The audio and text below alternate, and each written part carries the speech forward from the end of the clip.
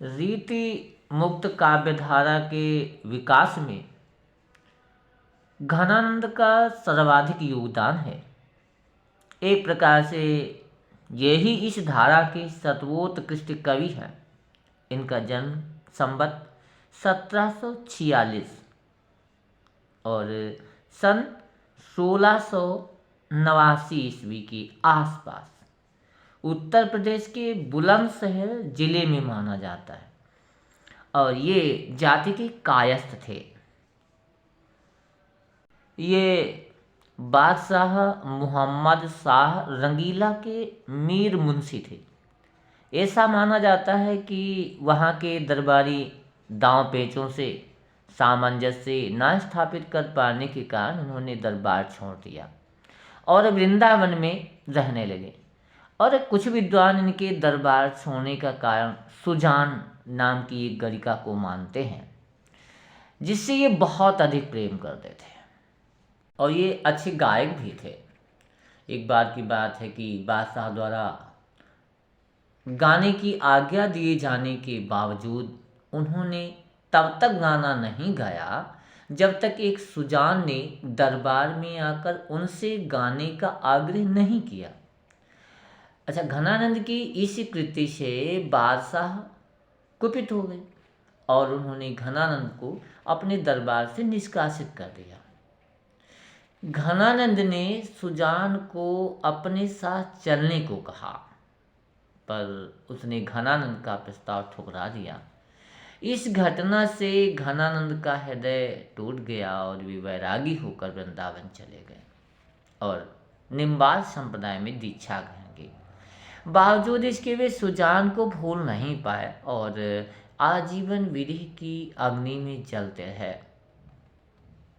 और कुछ विद्वान इस किंवदंती से सहमत नहीं हैं और उनके अनुसार सुजान का अर्थ कृष्ण है और इन्होंने कृष्ण भक्ति में ही अपनी विप्रलंब श्रृंगार प्रधान रचनाएं की हैं और ये वृंदावन में आकर ये निम्बार संप्रदाय के दीक्षित वैष्णव हो गए और वहीं पूर्ण विरक्त भाव से रहने लगे।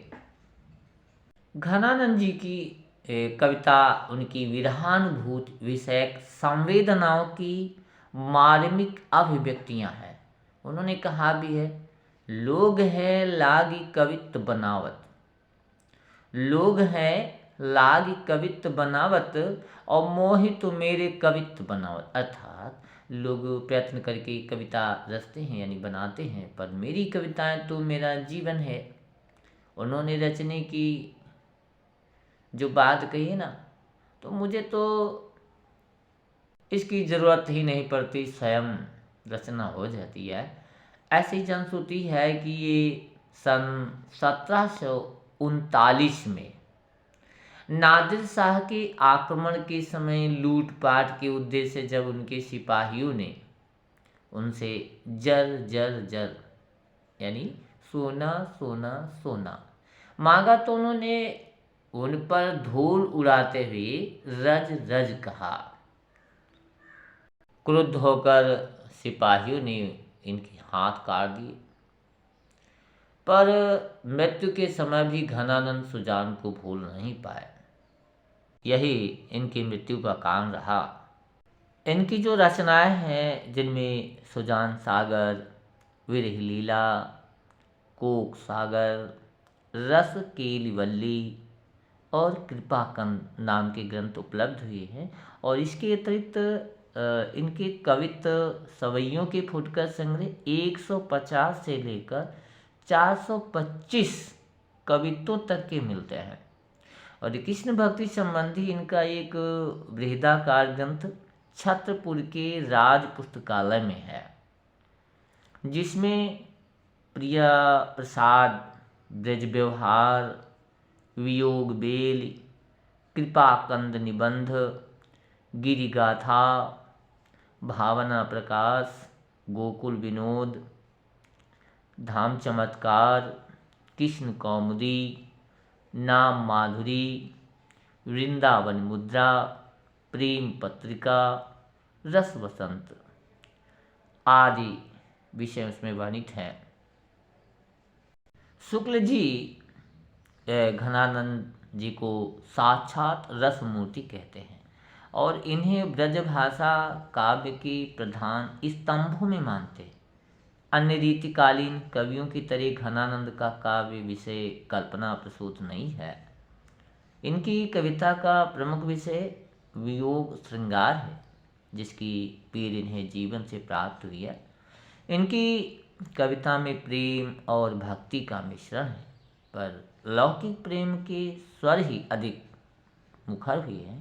इनकी कविता में भी प्रेम की बाह्य चेष्टाओं के वर्णन के साथ साथ हृदय को स्पर्श करने वाली गहरी अंतर्वृत्तियों के मर्म स्पर्शी चित्र भी उपलब्ध है। इन्होंने विरह की आभ्यंतर अनुभूति का बहुत ही हृदय राव वर्णन किया है। घनानंद जी प्रेम के विषय में बताते हैं कि देखो, प्रेम का मार्ग जो होता है ना, अत्यंत शुद्ध होता है, अर्थात सीधा होता है, सच्चा होता है, जहाँ धूर्तता, कपट और जो बेईमानी के लिए वहाँ कोई जगह नहीं होती, लेस मात्र जगह नहीं होती है। एक लाइन लिखते हैं, अति सुधो स्नेह कुमारग है, अति सुधो स्नेह कुमारग है, जहाँ नेकु सयानप बाको नहीं, तहाँ साँचे चले तजी आपन पोझज कै कपटी जे निशाको नहीं। इस प्रकार से प्रेम की कैसी बातें करते हैं। और ये भी कहते हैं कि यदि कोई प्रेम में व्यक्ति अघा जाए यानी तृप्त हो जाए तो समझ लेना वो सच्चा प्रेमी है नहीं। प्रेम उस दीप ज्योति की तरह है जिसकी लौ निरंतर तेज होती जाती है, मध्यम नहीं पड़ती। ये प्रेम सामान्य मूल्यों वाला खाई पी और अघा गए वाला प्रेम नहीं है। ये भोग नहीं, उदात्त समर्पण और त्याग का महान कृति है। ये मौज मस्ती का विषय नहीं है, जीवन की उदात्त मूल्यों में आकंठ डूब जाने का गंभीर और उत्तरदायित्वपूर्ण कर्म है। जरा एक लाइन इनकी देखिएगा, रावर रूप की रीति अनूप, रावर रूप की रीति अनूप, नयो नयो लागत ज्यो ज्यो निहारिए, रावर रूप की रीति अनूप, नयो नयो लागत ज्यो ज्यो निहारिए, त्यो इन आँखिन बानी अनोखी, अघानी कहूँ नहीं आनी निहारिए। और इतना ही नहीं, एक बार घनानंद जी बादलों से प्रार्थना करने लगते हैं। कहते कि तुम तो दूसरों की भलाई की खातिर ही देदान करते हो, अरे कुछ मेरी भी भलाई भी कर दो ना, मेरी आंसुओं को सुजान की आंगन में ले जाकर बरसा दो, ताकि उसे मेरी दान दशा का पता चल जाए। और निसंदेह ये प्रेम के विक्षोभ की मार्मिक अभिव्यक्ति है। इसमें उपालम तो है, पर अभिशाप की अमर्यादा नहीं है। जरा अच्छा देखिएगा इनका एक्शन, पर काजही देह को धारी फिरो, पर जन्ने जथारथ होय दर्शो, निधि नीर सुधा के समान करो, वह सब ही विधि सज्जनता सरसो, घन आनंद जीवन दायक हो, कछु मेरी उपीर ही परसो, कब हूँ अविश्वासी सुजान के आंगन, उ असुआ नहीं ले बरसो, कब हूँ अविश्वासी सुजान के आंगन, वो असुआ नहीं ले बरसो। और ये देखा जाए तो घनानंद का जो प्रेम क्या है, प्रेम की ज्वाला में दग्ध होते एक सच्चे प्रेमी का पीड़ा पर्व है। रीतिकालीन युग के जो संबंधित रीतिमुक्त काव्य धारा के कवियों में घनानंद को सर्वश्रेष्ठ कवि माना। ये एक सहज और भाविक कवि थे। इन्हें अपने हृदय के भावों का स्पष्टीकरण मात्र ही अपेक्षित था। इनके बारे में कुछ कहा जा सकता है कि भक्ति काल की ब्रज भाषा काल में जो स्थान सूरदास का है, रीति काल के ब्रज भाषा काल में वही स्थान घनानंद जी का है।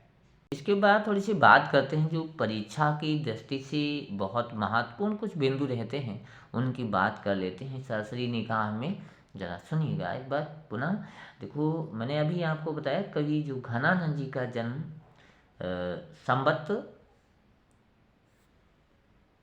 1746 और सन आपको पता है ना, देख भी रहे हैं, 1689, और इनकी मृत्यु 1739 ईस्वी में हुई थी। अच्छा, अगली बात सुनिएगा, घनानंद का जन्म कहाँ हुआ था? दिल्ली के भटनागर कायस्थ परिवार में। कहाँ बताया? जो दिल्ली का जो भटनागर एक कायस्थ परिवार था वहाँ हुआ था। और घनानंद रीति काल की रीति मुक्त स्वच्छंद काव्यधारा के सुप्रसिद्ध कवि हैं।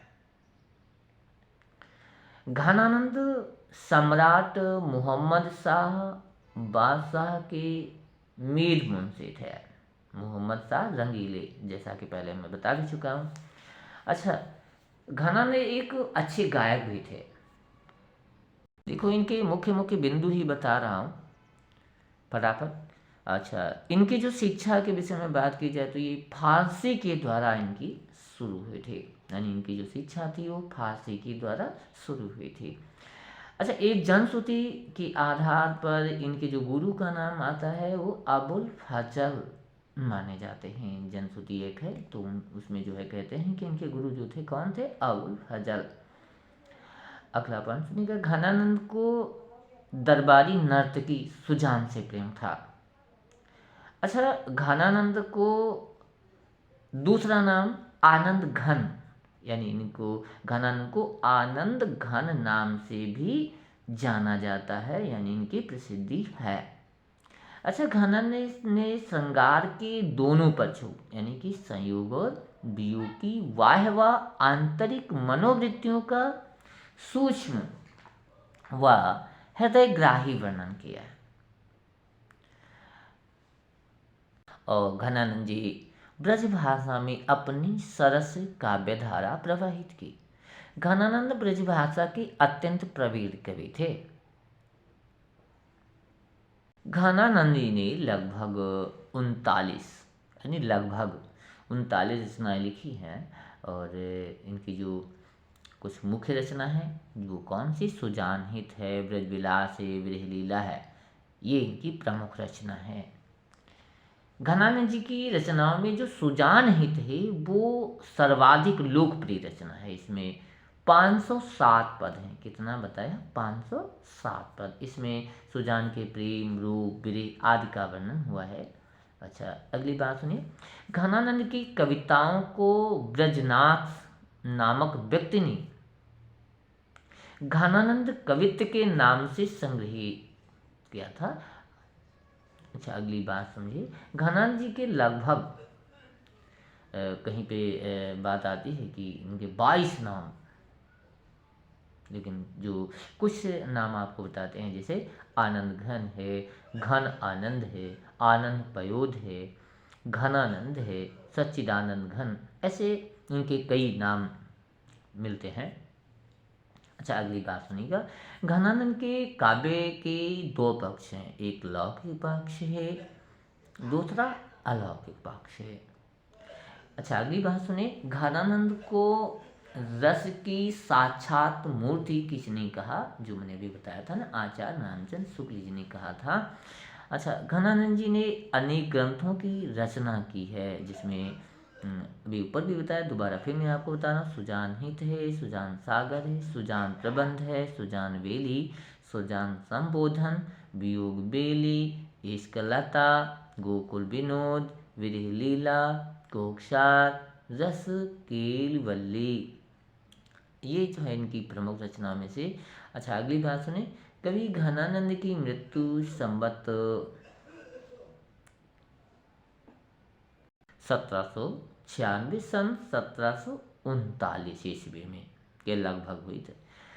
कहा जाता कि जब अब्दुल शाह दुर्रानी ने जब मथुरा में कत्लेआम किया था, इसी में घनानंद की मृत्यु हुई थी। इनके विषय में कुछ और भी थोड़ा सा जाने। देखिएगा, आचार्य विश्वनाथ प्रसाद जी ने घनानंद ग्रंथावली का संपादन किया है। घनानंद ग्रंथावली का संपादन आचार्य विश्वनाथ प्रसाद मिश्र जी ने किया है। और आचार्य शुक्ल जी ने घनानंद को प्रेम के पीर का कवि कहा है। अच्छा, अगली बात सुनिए। आलोचक विश्वनाथ प्रसाद मिश्र ने लिखा, घनानंद प्रेम की गंभीर कवि है। पुनः सुनिए बात। आलोचक विश्वनाथ प्रसाद मिश्र ने लिखा कि घनानंद प्रेम के गंभीर कवि हैं। इसे ध्यान में रखते हुए शुक्ल जी ने उन्हें लाक्षणिक, मूर्तिमत्ता और प्रयोग वैचित्र का ऐसा कवि कहा जिसे कवि उनके पौने 2 वर्ष बाद छायावाद काल में प्रकट हुए हों। अगली बात सुनिए। सचमुच घनानंद ने ये साबित कर दिया कि विरही सच्चे प्रेम की कसौटी है। और घनानंद के गुरु नारायण देव, सुन लीजिएगा, इनके गुरु का नाम क्या बताया? नारायण देव। दोहे और इनके जो दोहे और चौपाइयों की जो संख्या है 2354। क्या बताया? दोहे और चौपाइयों की संख्या लगभग 2354। अच्छा, वैरागी होने के बाद ये कहाँ गए थे? निम्बार्क संप्रदाय में दीक्षित हुए थे और वृंदावन चले गए थे।